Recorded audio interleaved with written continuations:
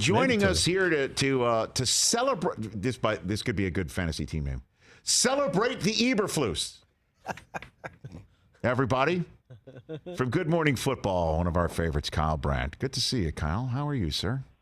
It's great to talk to you, Rich. Happy Eberflus Day. They're partying in the streets in Chicago. Eberflus, Eberflus. Let's go. Yeah, right. It's Eberflus's day off, right? It's good. So it is good.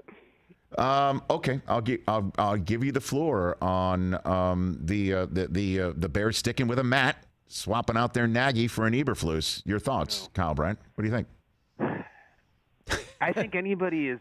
I'm just going to cards on the table, Rich. I think anybody is being disingenuous if they're saying, "Oh yeah, this is great." And I know sometimes you've talked about this on the show that the pitch of their voice will elevate if they're not being totally truthful. Higher register, yes. Yeah, I'm hearing a lot of, that's good. I like it. People are going way up into the upper octave. You look at the Chicago Bears, right? I mean, this is. I think it's the prestigious premier franchise. The guy's never been a head coach. Okay, never at any level. And you just look at that sweet, beautiful number one Justin Fields, and you just want something to cradle him and protect him and nurture him. And we got a defensive coach, so I was looking for one of these guys, these Dables and there are these Hacketts who are just they're vouched for by all pro quarterbacks and like, oh, this is my guy. So I have to tell you, I'm a little bit surprised. I guess I'm not surprised that the Bears do it. I'm more a little bit let down as a Bears fan, and I'm trying. What are we going with here, Rich? Help me out. Eberflus. Yes. Is that what it is? Yes, it is. That's the Eber and the Flus together. I think that the great Paulie Pabst has said it sounds like a Dutch music festival. Yeah, I'm going to Eberflus with my friends this weekend. So that's where we're at. We got backstage passes to Eberflus. Well, I guess I guess Darius Leonard could vouch for him, which is great. The defense was terrific this year, but nobody thought at all that the defense was the issue or has been the issue or will be the issue in Chicago. The issue is protecting the kid, and not just protecting him by getting Ryan Foles to get the right guy to Ryan Poles to get the right guy to right people to keep Fields upright, but to protect him with a scheme and somebody who's got a plan. And so I need to wait to see who the offensive person is, right? Because for all we know, Eberflus could be, Nick Sirianni was watering and fertilizing his way to a playoff season. You know what I mean? So we don't know, I guess, is another way to look at it. And Rich, you were right. They did also have a Foles last year that they didn't need. That's right. Superfluous. You know what I think, though? Yes, this is the true Bear fan. This is when it's coming out. Okay. I don't care if it's Matt Nagy or Matt Eberflus or Matt LeBlanc or Matt Dillon. I don't care. The path to victory is the path by which number 12 for the Green Bay Packers gets the hell out of the NFC North because I don't care who's coaching the Bears. They ain't beating them year after year if that guy is there, and I think they may get both. So Eberflus, great. Rodgers leaving, Hackett signing as new coach somewhere else, that's the real good news for Bears today. Kyle Brandt here on the Rich Eisen Show. 10 questions with Kyle Brandt here. Sebastian Maniscalco, 10 questions with Kyle just dropped, where all podcasts can be acquired. So Rodgers going. We just had Jay Glazer in studio, and he's like, the other day I thought he's gone. Now if you ask me, I think he's going to stay. So I guess we've just entered that portion of the non-playing season where we're trying to figure all that out. But we did play this soundbite from 2020 to start the show today where Rodgers talked about Nathaniel Hackett. Actually, let's play that for Kyle. Go ahead. Play it. Here it is. Hack has been a really important part of our culture change and a part of our success on offense. I love him. Hope he doesn't go anywhere, unless I do. There you go. Now here we are, smash cut to January 2022, and Hackett does go somewhere. So you think this really does happen? You really think so, Kyle? Here's what I think. I think the one thing I feel most positive about is that Rodgers is not going to retire. I really don't think that's going to happen. I think, I've even spoken to him about it quite a while ago. He that's not on the table. He's still the best player in the league. He loves football for all the things that get in the way of that in the media. He loves playing football, and he's the best player in the league. I also think he, more than any athlete in the world, when he talks about football, is very selective in what he says. I don't think that bite you just played is him being cute or glib. I think that's being put out there. I wouldn't put it past him, Rich. I mean this. I wouldn't put it past either Hackett or Rodgers. Rodgers, the ultimate strategist in the football world, to have known this is a thing for a while, to know that Nate is leaving after this year, and if he goes, I go, and I know this is the last dance. At that last dance thing, it was fun, and we all talked about it when they tweeted it on Instagram at the beginning of the year. I also don't think that was a joke. I also don't think that was just them being cute and grabbing the pop culture thing. I really do think that it's been known for a long time in Aaron Rodgers' head that he is not coming back to Green Bay. So now that he's got his best buddy, a guy who can actually tolerate him, because as much as we love Rodgers, that can't be easy, man. I mean, that cannot be an easy guy to coach, to meet with year after year, to just start afresh with some coach he doesn't have a relationship with. It seems pretty close to turnkey with the coach he loves, with a good defense, and on and on and on. Receivers, the accoutrements there. I buy into it, and I get a kick out of Denver this morning. We had it on our show, and Mike Garafolo is reporting, and I'm sure the report is completely accurate, and I trust it. Denver putting that message out there. We love Coach Hackett in and of himself. Yes. Has nothing to do with Aaron, nothing at all. Look, I get it. But if you're going to bring in Solange Knowles to record an album, maybe there's a shot her sister might come along to record her track or two. I think it's kind of the elephant in the room. Yeah, you're hoping, just maybe, although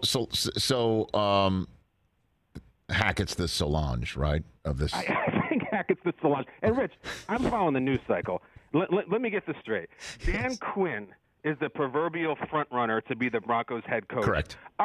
3 days ago. Yes. And then are you telling me that the Packers then lose at home, a game in which they score 10 points, and oh my gosh, never mind Dan Quinn, all of a sudden, let's take this coach. It has nothing to do with the MVP quarterback who definitely wants to leave and just played miserable and has to get the hell out of there. But we love Hackett. It has nothing to do. That is a thick, viscous coincidence. Well,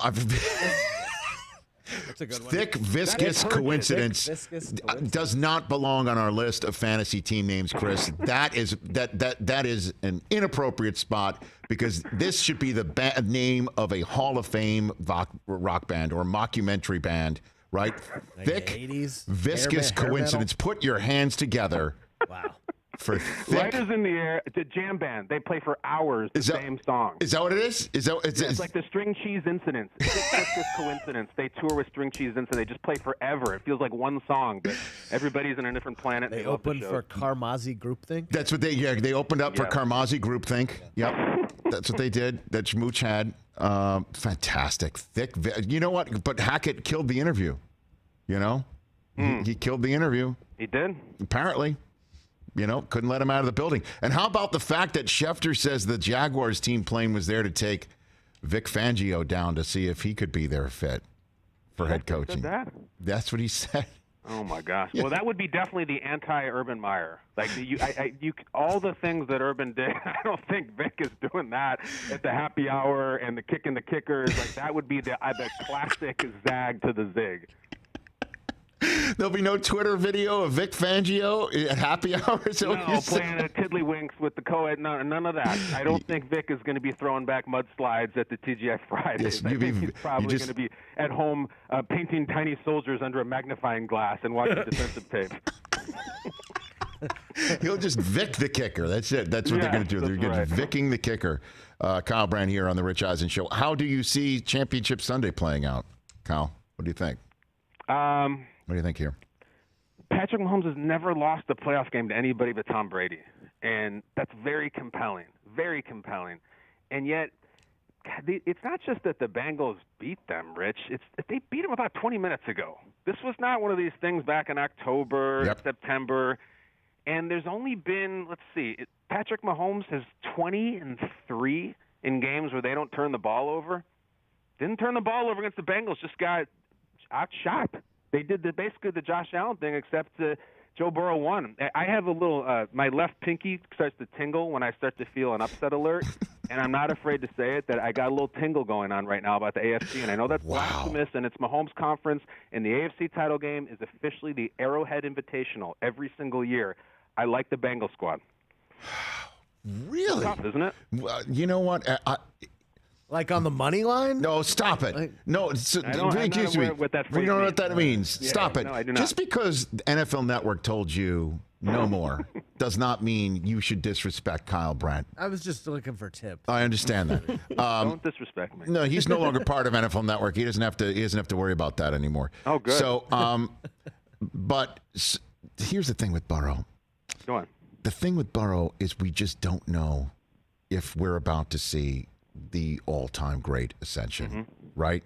That on a day that Big Ben retires, and he was the youngest quarterback to win the Super Bowl and the only one to do it right in year 2, that we could see this again, because we just don't know if the Burrow that smoked cigars in the bayou and put a ring on his finger is that kid for Cincinnati, and nobody could say it's not possible at all. It's that's the thing that fascinates me about Burrow. We could be seeing history. That's possible. He's not only a lot of quarterbacks are cool. He is almost strangely cool. Like his pulse. Should he be on some kind of watch list or something? Like he's like a Dexter type flat pulse, in which like. Come on now. Are you telling me after the 8th sack against the bleeping Titans that he couldn't even yell at one lineman or throw one mouth guard? He's doing nothing. At best, he starts short-arming throws. At worst, he's like, I'm out of here. This is stupid. They told me I should have boycotted the draft and not gone to Cincinnati. He did none of that stuff. 9 sacks. He doesn't give a damn. It's an almost eerie watch list type cool that he has, and you got to respect it. It is true. So before I let you go, what about the NFC? Does Shanahan do it for a 7th straight time? That's crazy.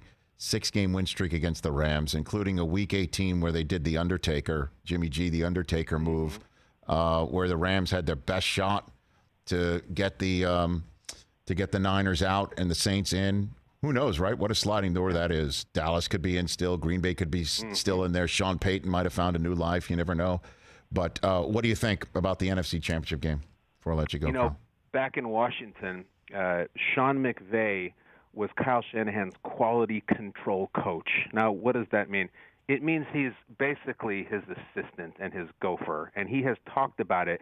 He actually had the duty one day when he had to watch the weather, and if it was going to rain that day, Sean McVay had to laminate Kyle Shanahan's play cards for him, laminate it properly, and if it's not laminated, you're fired. I still think there's a dynamic here where he is Shanahan's quality control coach. And as much as I love McVay and everything he's accomplished, and oh my God, it looks great, 6 in a row is 6 in a row. And the problem with Shanahan, this now becomes the conversation about Sean McVay. It used to be he's never blown a halftime lead. He's the future of coaching. He's the wonder boy. And maybe he is. Not against his coach. He's still laminating that play sheet every single time. He's got better talent. He's home, sort of at home. But the Niners could not give less of a bleep about any of that, and the Debo thing, and it's just they seem to have all the momentum, and I don't care about Garoppolo. Garoppolo is going to be one of the coolest stories we've ever seen, where he was kneecapped by his own team and could go to the 2nd straight Super Bowl. Jimmy Garoppolo is about to be in more Super Bowls than Dan Marino and Aaron Rodgers. Kyle Brandt choosing both road teams where the Niners make it, and then the Bengals make it for a 3rd time in their team history, and they see the 49ers for a 3rd time. And they're like, oh, my God, again, the same team, but at least Montana is not there. That would be amazing. I will see you on Sunday, right? You're part of the 6-hour extravaganza on NFL Game Day morning. Rich, I could not be more excited. I've never been to the facility there. Fantastic. I've never joined you guys live. Fantastic. Apparently, myself and the great Michael Irvin will be having a rematch of our Hype Man Showdown. That's a fact. I'm ready. Yes. I'm going to unleash hell on him. And I think last time in the voting of that Hype Man Showdown, the books were cooked a little bit for the home team. So I'm going to have to really bury him if I go. Well, you were on remote. You were on remote. This time you will be in person. I've been told there's a surprise celebrity judge for this as well. Really? Yes, this is what I've been told. And it's 6 hours long. It started 30 seconds ago. Unfortunately, we're both late for it. But you've got Good Morning Football first, and I will see you Sunday. In the meantime, 10 questions with Kyle Brandt. Great podcast where all podcasts are acquired. The great Kyle Brandt. Thank you, sir. Appreciate Rich, you're the time. best. Thanks for having me. Right back See you at you. Sunday. Kyle Brandt, everybody. Hey, you watched all the way to the end. Thanks for that. Watch more right here.